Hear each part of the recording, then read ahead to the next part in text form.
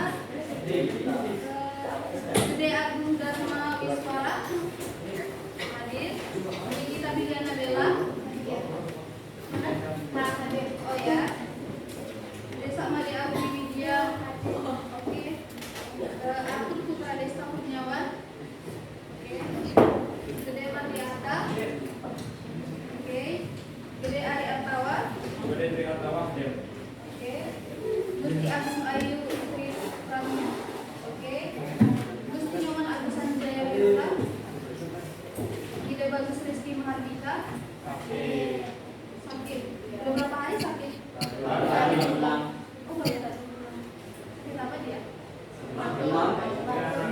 Kecapean. Tapi siapa dia?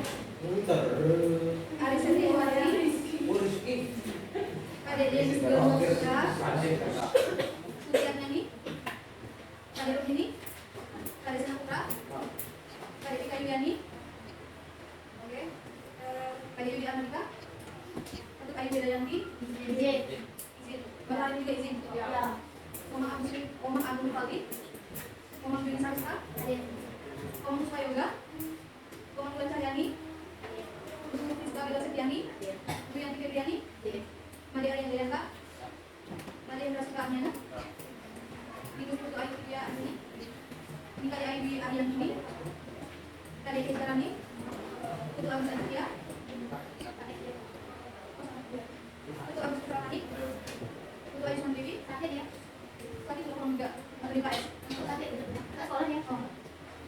Putu Indra Artini, Putu Indra Resmawan, oke.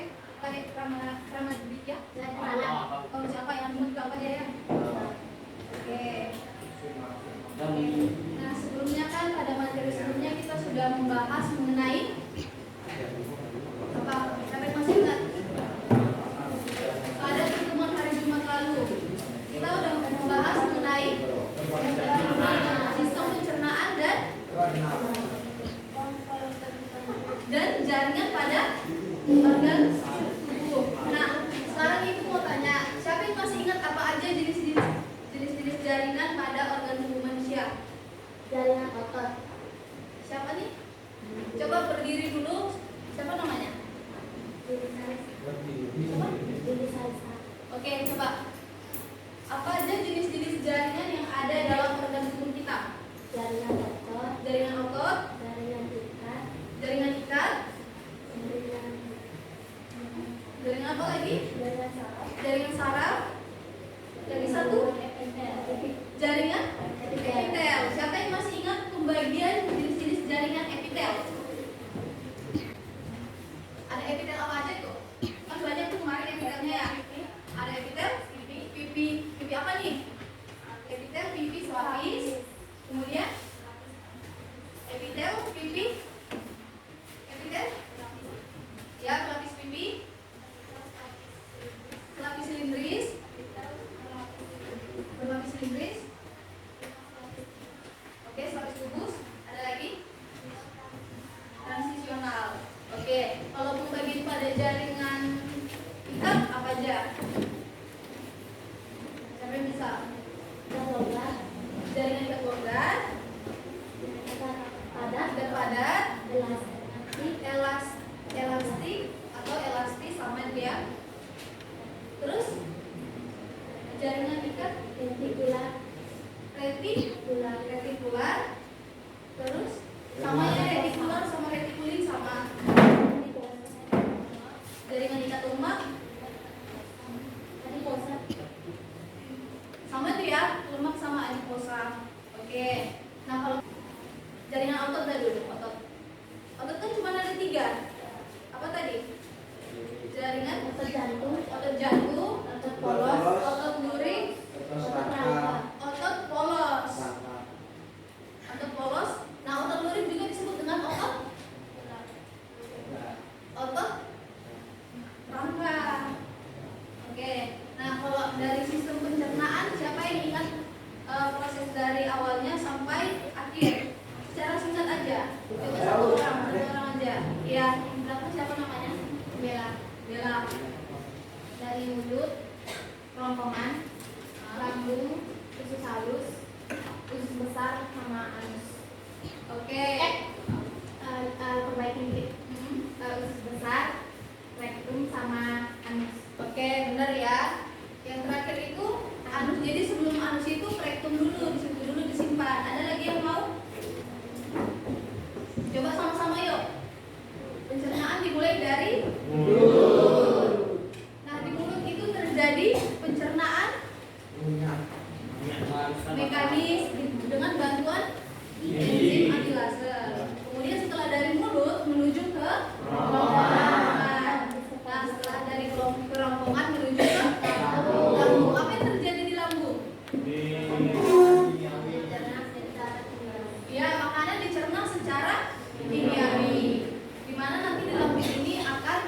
jantungnya itu akan berkontraksi, kemudian dibantu juga dengan enzim-enzim lainnya dan asam lambung. Setelah dari lambung menuju ke usus halus. Apa yang terjadi di usus halus? Penyerapan nutrisi. Ya, terus lanjut ke usus besar. Apa yang terjadi di usus besar? Penyerapan air dan elektrolit lainnya. Nah, setelah dari usus besar baru dia menuju ke rektum. Rektum ini apa? Ngapain dia? Penyimpanan sementara. Terakhir menuju ke anus. Nah, anus inilah sebagai lubang pembuangan terakhir pada proses pencernaan. Oke, nah jadi sekarang kita masuk ke materi baru. Materinya itu sistem pernapasan atau respirasi. Nah, sebelumnya ibu mau tanya, kenapa sih kita harus bernapas? Kenapa? Biar bisa hidup. Terus?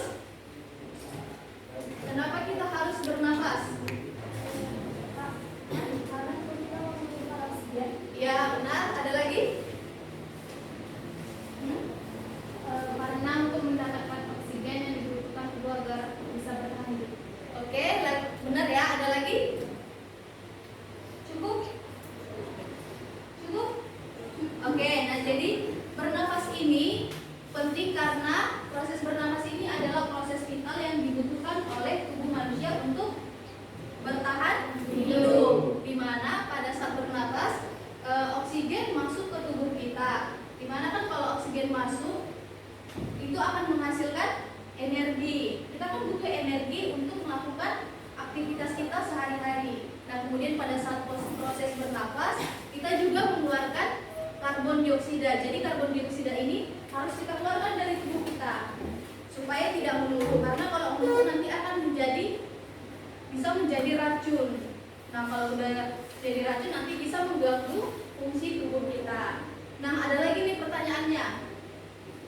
Apa yang terjadi kalau kita menahan nafas terlalu lama? Bisa. Terus? Kenapa? Pingsan. Ada lagi? Nah, jadi apabila kita menahan nafas terlalu lama, maka kadar oksigen yang ada dalam tubuh kita akan menurun drastis. Sedangkan karbon dioksidanya itu akan meningkat pesat. Nah, jadi nggak seimbang jadinya antara oksigen dan karbon dioksida yang ada dalam tubuh kita. Nah, jadinya nanti sel-sel tubuh kita nggak bisa berfungsi dengan baik. Jadi di mana kan otak kita ini sebagai organ yang sangat sensitif terhadap kekurangan oksigen, itu nanti akan memberikan sinyal untuk kita bernafas. Namun apabila kita mengabaikan, maka kita bisa kehilangan kesadaran. Kan kalau kita menahan nafas tapi kita udah diberi sinyal ke otak kita supaya kita bernafas, tapi kita mengabaikannya, nanti kita bisa kehilangan kesadaran dan bahkan bisa menyebabkan kematian. Oke.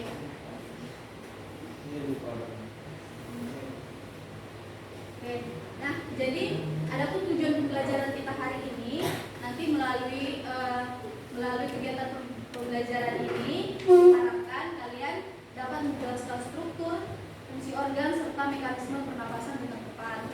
Nah, kemudian ada tujuan yang kedua, melalui kegiatan pembelajaran ini nanti diharapkan kalian dapat mengetahui proses difusi yang terjadi di alveolus dengan tepat. Kemudian tujuan yang ketiga, melalui kegiatan pembelajaran ini nanti diharapkan kalian dapat membandingkan proses pernapasan dada dan perut dengan tepat. Oke, jadi kita mulai dari apa sih yang dimaksud dengan bernapas tadi udah ya.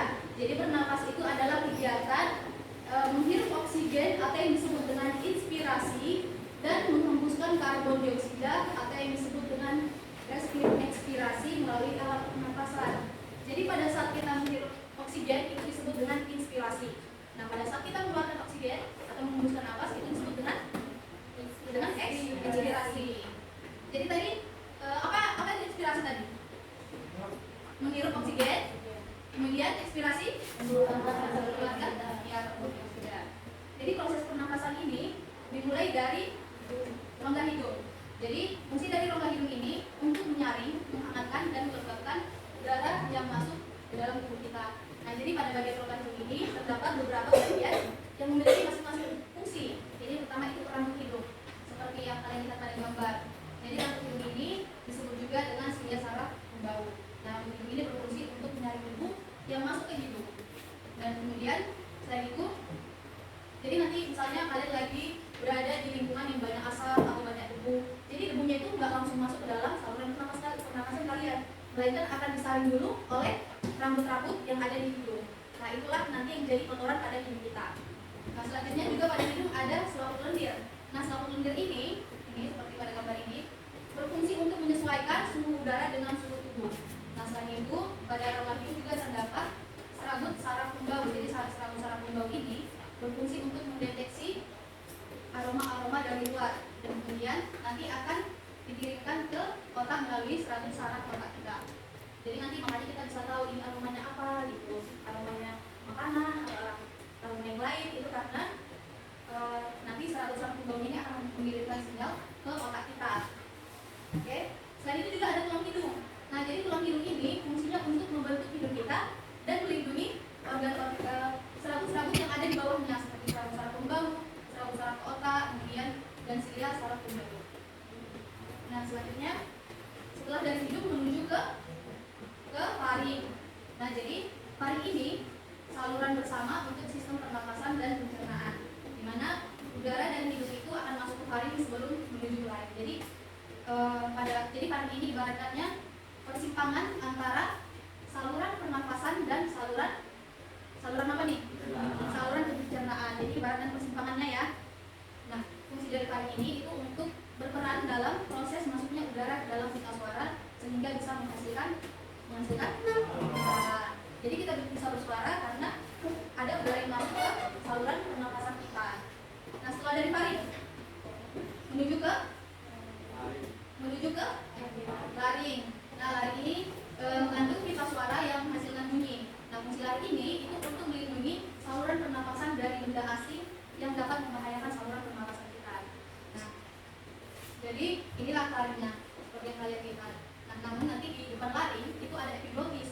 Nah, epiglotis ini tulang rawan yang elastis, bentuknya seperti kayak katup yang bisa membuka dan menutup. Jadi itu fungsinya nanti membantu dia nanti menutup apabila misalnya kita makan nih, maka katupnya itu akan menutup supaya makanan yang kita makan tidak masuk ke saluran pernapasan. Jadi tidak mengganggu pernapasan kita. Jadi gimana tadi? Pada saat kita makan, maka katupnya itu akan menutup supaya makanan tidak masuk ke dalam saluran pernapasan. Ini ya epiglotisnya. Jadi nanti ini akan membuka dan menutup pada saat kita menelan makanan supaya makanan ini tidak masuk ke sini, ke saluran pernapasannya. Oke, bisa dipahami? Oke. Nah, setelah dari laring akan menuju ke trakea atau tenggorokan.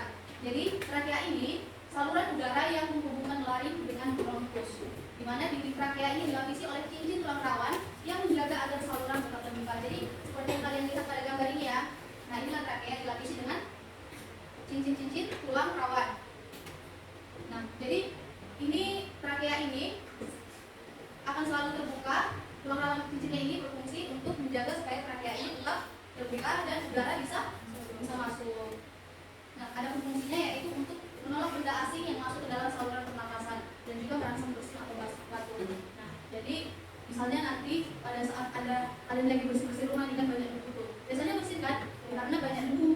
Nah, jadi nanti di trakea ini akan dirangsang supaya kita batuk atau bersin sehingga partikel-partikel tadi bisa keluar dan tidak masuk lebih dalam lagi ke saluran pernapasan. Oke. Nah, selanjutnya menuju ke bronkus. Tadi kan ini trakea ya, kan berbentuk yang dilapisi oleh cincin, jadi trakea. Nah, kemudian trakea ini bercabang, itulah yang disebut dengan bronkus. Jadi ini bronkusnya, cabang dari trakea. Fungsi bronkus ini adalah sebagai saluran udara yang memastikan bahwa udara masuk dengan baik dari trakea menuju ke alveolus dan juga untuk mencegah infeksi. Jadi nanti udara masuk dari trakea kemudian menuju ke bronkus. Nah, jadi bronkus ini cabang dari trakea tadi kan. Nah, bronkus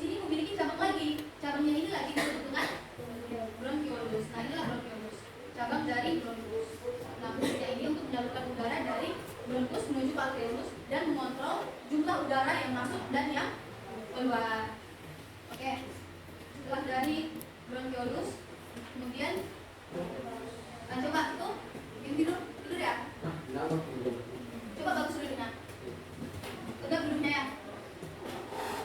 Nah, selanjutnya setelah dari bronkiolus akan menuju ke alveolus. Jadi di dalam paru-paru ini kan ada alveolus. Nah, alveolus ini bentuknya seperti anggur.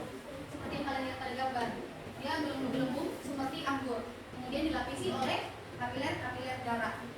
Nah, jadi di alveolus inilah terjadi pertukaran antara oksigen dan karbon dioksida. Oke, untuk proses pertukarannya kita lihat pada proses difusi. Jadi di alveolus itu terjadi proses difusi. Nah, sebelum kita mempelajari ini, kita harus tahu dulu apa sih difusi itu. Ada yang masih ingat apa difusi? Difusi. Ada yang masih ingat enggak? Enggak. Nah, jadi difusi ini itu proses perpindahan zat dari konsentrasi yang lebih tinggi menuju ke konsentrasi yang lebih rendah. Nah, jadi difusi ini terjadi karena adanya perbedaan tekanan parsial antara oksigen dan karbon dioksida di alveolus dan di dalam darah. Jadi ibaratnya gini ya. Ini kan oksigen nih, oksigennya berada di dalam alveolus. Nah, berarti dari awal mulanya oksigennya ini yang berkonsentrasi tinggi, kan? Karena dia berpindah dari alveolus menuju ke ini apa tadi? Kapiler darah. Nah, itu yang dinamakan dengan proses difusi. Jadi oksigen dari konsentrasi yang lebih tinggi berpindah menuju ke konsentrasi yang lebih rendah. Yang lebih rendahnya itu di kapiler. Kalau oksigen. Nah, selanjutnya oksigen yang udah di kapiler ini kemudian ibaratnya dia itu seperti menumpang ke kapiler untuk menyebarkan oksigen ke seluruh tubuh kita. Sedangkan karbon dioksida dia awalnya berada di kapiler darah, berarti konsentrasi yang lebih tingginya berada di kapiler darah. Kemudian dia berpindah menuju ke konsentrasi yang lebih rendah, yaitu ke alveolus. Nah, setelah dari alveolus nanti, maka akan keluar karbon dioksida ini akan keluar. Jadi seperti yang pada gambar itu ya, itu tempat masuk dan keluarnya udara. Oke, bisa dipahami nggak? Bisa ada yang bingung?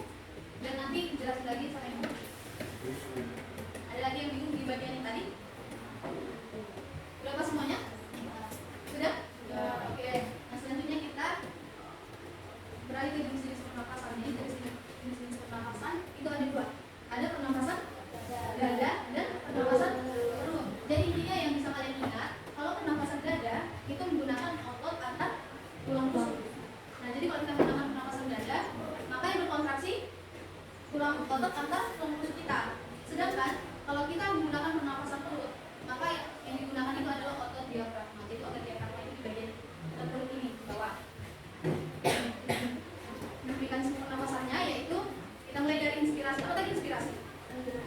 Menghirup oksigen. Jadi pada pernapasan dada, pada saat kita melakukan inspirasi atau coba tarik nafas, maka otot antar tulang rusuk kita ini akan berkontraksi.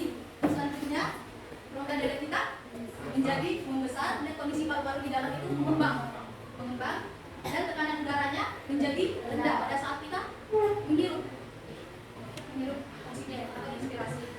Nah, sedangkan pada saat kita melakukan inspirasi kan tadi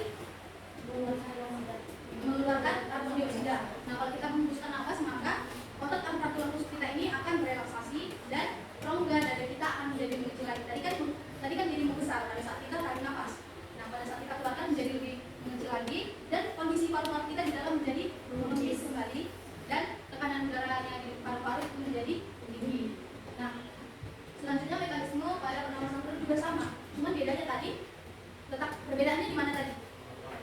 Di otot diafragmanya aja. Jadi yang berkontraksi otot diafragmanya pada saat inspirasi, dan pada saat ekspirasi otot diafragmanya berelaksasi. Oke, sama seperti tadi ya. Nah, jadi gini proses pernapasan pada tubuh kita itu ada 3 tahap. Pertama inspirasi, pada saat kita menghirup oksigen, jadi udaranya itu masuk, kemudian otot tulang rusuk kita akan berkontraksi dan dadanya mengembang. Nah, paru-parunya juga nanti akan mengembang dan diafragmanya akan berkontraksi bergerak turun. Nah, pada saat ekspirasi udara akan keluar, maka otot tulang rusuk akan melakukan relaksi dan rongga dada paru-paru kembali menipis. Oke.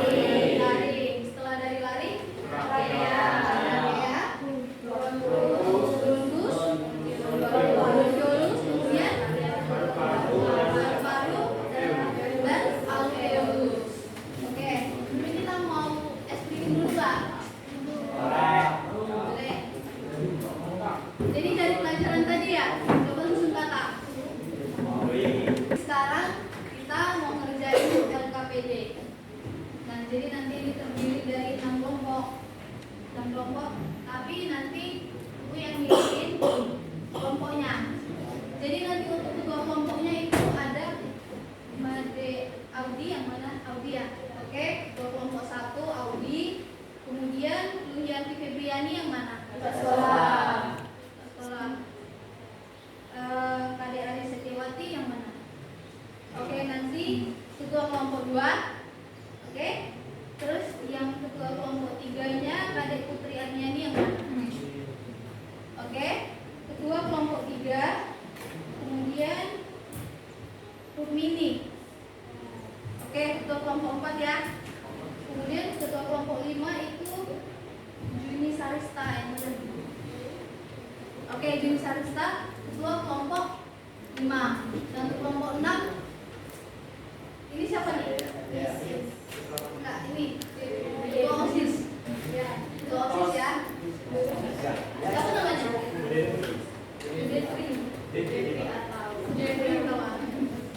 Oke, sekarang untuk kelompoknya coba yang ketua kelompok 1, ketua kelompoknya ke depan dulu semuanya.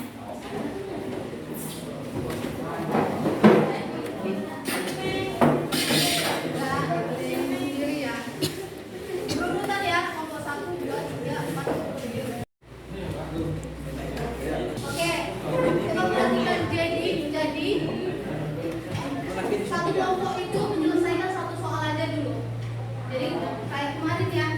Jadi kelompok 1 menyelesaikan nomor 1 dulu, kelompok 2 nomor 2, kelompok 3 nomor 3, kelompok 4 nomor 4, kelompok 5 nomor 5, dan untuk kelompok 6 nanti coba jabarkan kesimpulan dari LKPD-nya. Oke?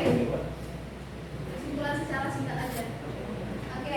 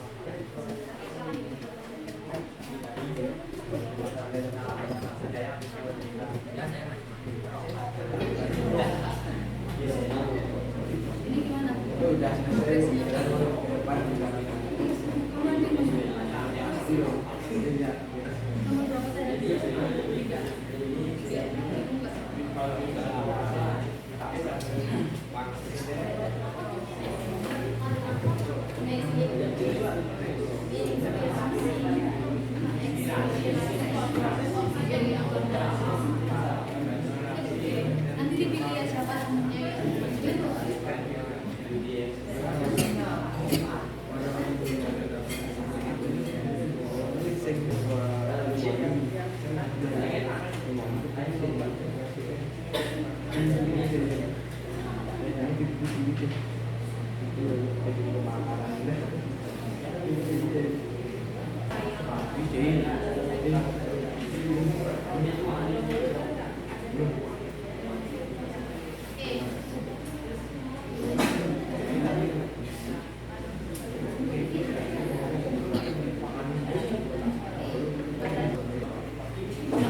Oke, sekarang coba kelompok 1 perwakilannya ke depan menyampaikan jawabannya.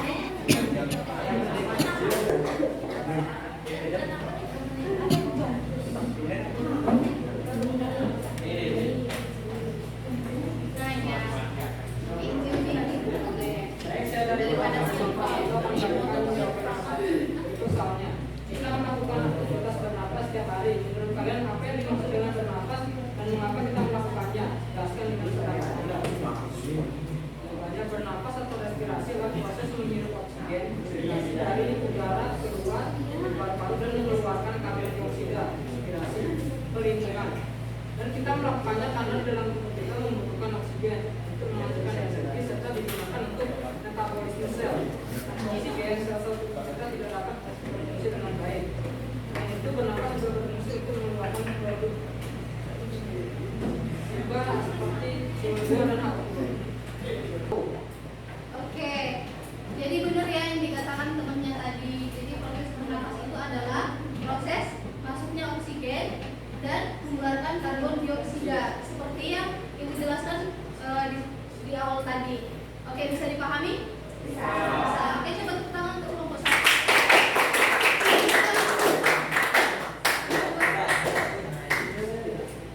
Ayo. Ayo kelompok 4. Ya. Bagaimana cara agar kualitas udara di lingkungan tetap terjaga dengan baik? Jelaskan.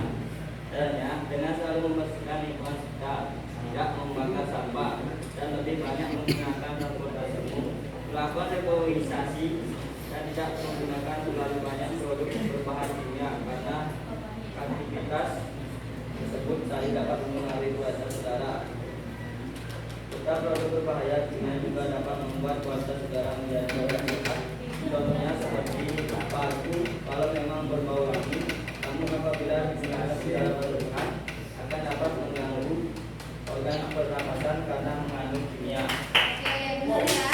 Jadi kita harus menjaga udara di lingkungan kita supaya kita dapat menggunakan udara yang benar-benar bersih. Oke, lanjut. Kelompok, tepuk tangan untuk kelompok 4.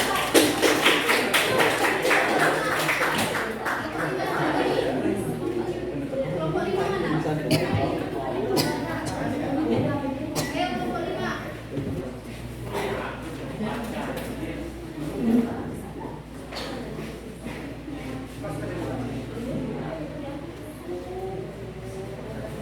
Ayo, baca soalnya dulu. Jelaskan bagaimana respirasi buruk pada saat terbang dan pada saat tidak terbang. Pada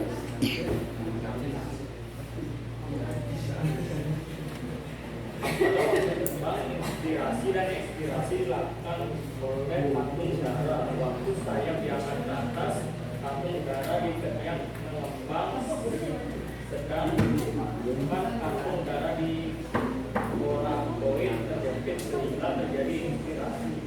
Saat saya menurunkan kantung udara di bagian terjepit dan kantung udara di borakoid terjadilah ekspirasi. Oke, sudah? Oke. Tangan untuk kelompok. Oke, kelompok 6.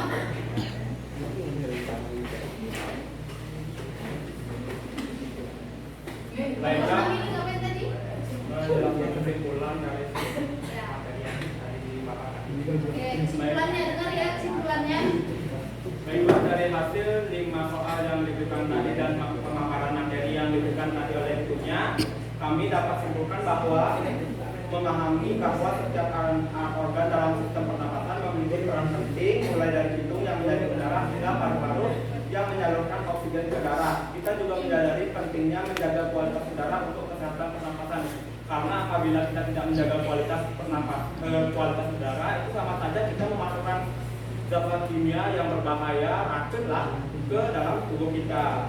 Serta memahami juga cara kerja sistem pernapasan pada hewan seperti burung yang memiliki sistem unik untuk bernapas saat terbang yang sesuai dipaparkan oleh kelompok 5. Oke, bagus ya kesimpulannya tadi. Oke, terima kasih. Oke, selanjutnya mau kuis dulu nggak? Mau. Berapa sudah hasil tadi ya? 13, 36. Oke, saya. Kasih. Oke, ini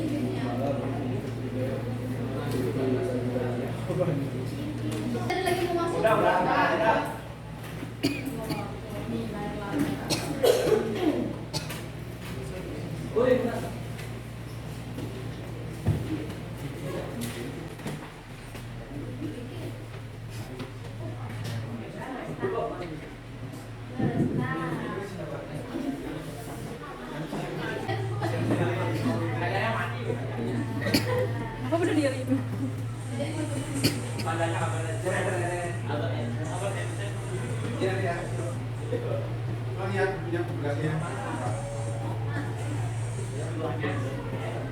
Makasih ya adik-adik.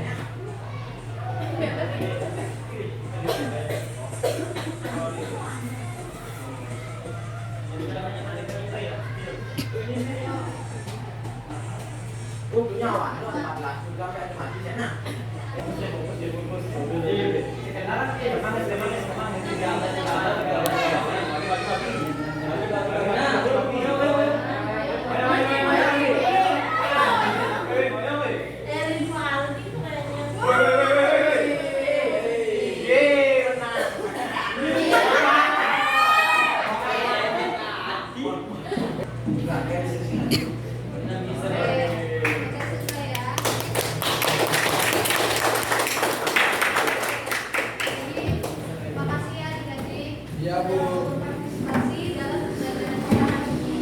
Dan pertemuan selanjutnya kita akan membahas mengenai sistem ekspresi. Jadi, mau dibaca-baca dulu bukunya sedikit ya, biar nanti pas belajar udah ada yang tahu sedikit. Oke? Mas Lara? Oke. Berdiri.